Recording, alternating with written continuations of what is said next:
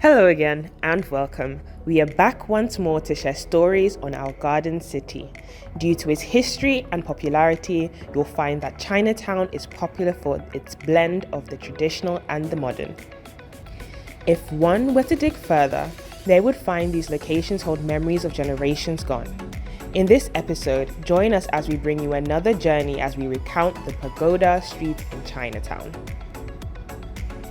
The street was named for the pagoda-like structure built over the main gate on Sri Mariamman temple, before being rebuilt in a new structure in 1936.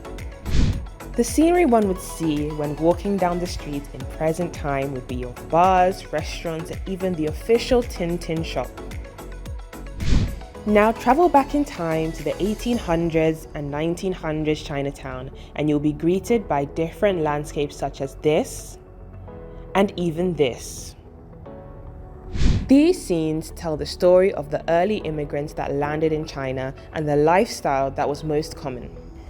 Notorious for the opium smoking dens and the coolie trading firms that were present, Pagoda Street was associated with the coolie trade in early Singapore.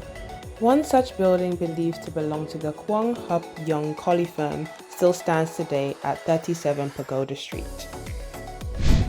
The coolies were usually unskilled individuals who took a manual labor. Many sought to escape the harsh conditions back in China due to famine or unrest, usually hoping to return once they had money. Upon arriving, they were crammed into holding stations which were concentrated in Pagoda Street. In 1901, there existed 12 of these buildings.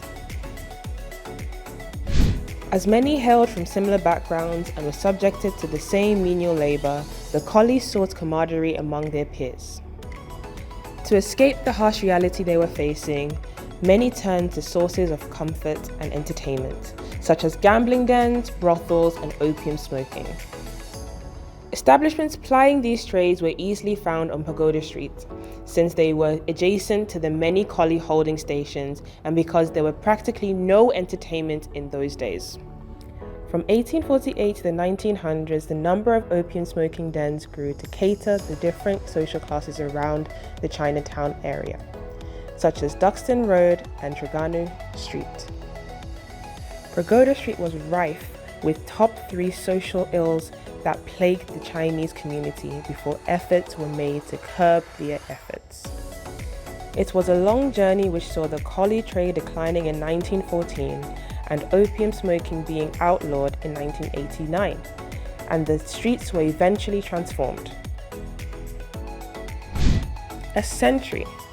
That was how long it took society to change and eventually paved the way for modern Pagoda streets you see today. While the buildings you see today were refurbished or rebuilt, their memories remain in history books and the significance of the street's name. Their stories remind tourists and locals alike of the hardships that were faced by Singaporeans' forebears to build Chinatown in Singapore into what she is today. What would you like to know more of? Check out some of our other videos to find out more about Chinatown.